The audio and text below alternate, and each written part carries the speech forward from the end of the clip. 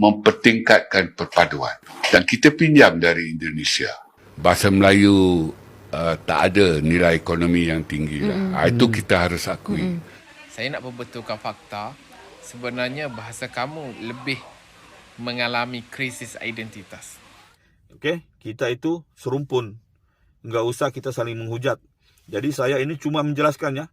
Kalau kalian bilang negara kami Malaides, kami enggak emosi. Kami rasional. Di Malaysia ini netizennya rasional. Ketimbang yang di Indonesia agak emosional. Pria asal Malaides ini kerap kali bikin gaduh antara netizen Malaides dengan netizen Indonesia. Dia selalu balas komentar netizen dan bandingkan kebudayaan antar kedua negara tersebut. Baru-baru ini pria Malaides tersebut naik pitam. Naik pitam? Iya, naik pitam. Lantaran netizen bilang, Malaides krisis identitas, dia tak terima.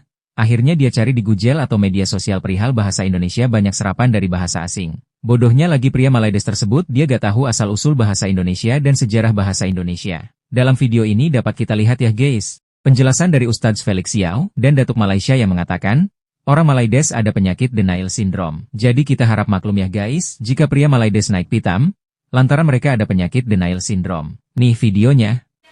Saya nak membetulkan fakta, sebenarnya bahasa kamu lebih mengalami krisis identitas. Terdapat sekitar 3,280 kata serapan dari bahasa Belanda dalam bahasa Indonesia. Manakala terdapat sejumlah 1,028 sahaja perkataan Inggeris yang telah dipinjamkan dan digunakan dalam bahasa Melayu. Ini jelas membuktikan bahawa bahasa Indonesia lebih tinggi penerapan bahasa asing. Siapa yang lebih tinggi krisis identitas ini? Indonesia atau Malaysia? Malulah weh. Di antara orang-orang Romawi itu banyak menyerap bahasa-bahasa Yunani. Di antara orang-orang Persia banyak menyerap bahasa-bahasa di daerah Asia Tengah dan seterusnya. Maka ini menjadikan bahwa mereka peradaban dengan bahasa yang tidak murni. Bahasa Inggris sendiri itu banyak sekali nyerap bahasa-bahasa yang lain, gitu kan ya. Artinya apa? Kalau kita bicara tentang satu kaum yang sangat murni bahasanya, mungkin Arab termasuk salah satunya. Kalau Jepang gimana Ustaz? Kan juga terisolasi. Jepang sangat dipengaruhi oleh bahasa Cina. Makanya huruf kanji itu ya huruf Cina. Korea gimana? Korea juga sama.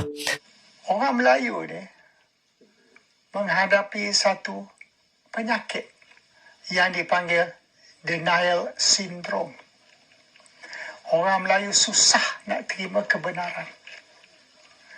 Kalau apa yang kita kata tu bertentangan dengan sentimen mereka, pandangan mereka ataupun harapan mereka, mereka akan marah. Mereka akan maki kita, buat tuduhan macam-macam.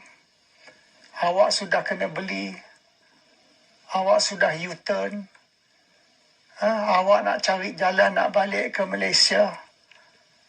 Macam-macam andaian. Semua yang fitnah. Tak betul. Tapi bagi mereka, biarlah fitnah pun.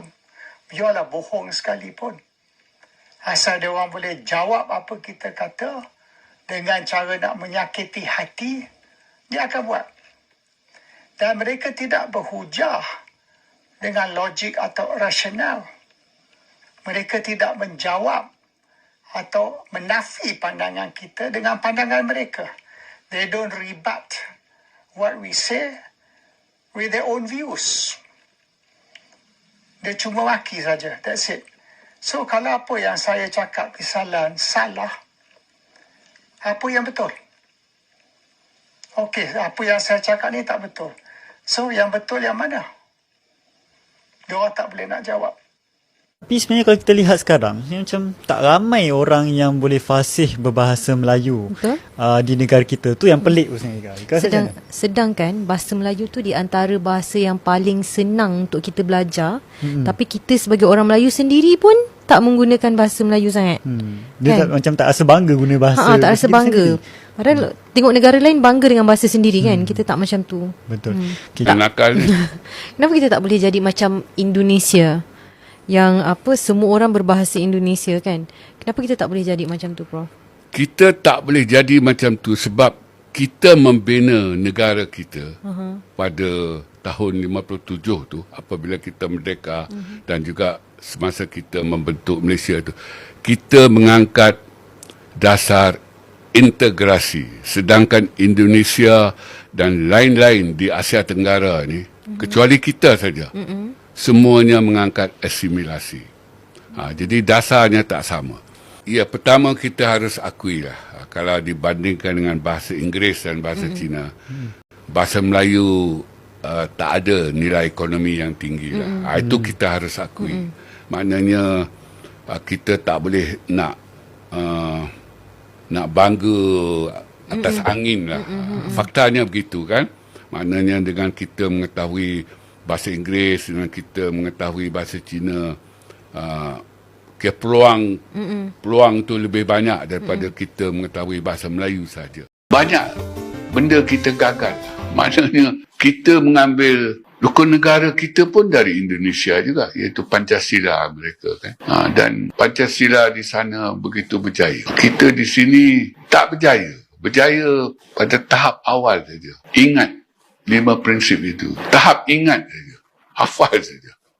Sepatutnya kerajaan kita langkah daripada hafal ingat itu kepada faham. Kita harus memahamkan rakyat, anak-anak di sekolah itu tentang makna setiap prinsip itu, rukun negara sebagai keseluruhannya. Istilah bahasa Malaysia ini datang kemudian sebagai satu cara untuk mempertingkatkan perpaduan.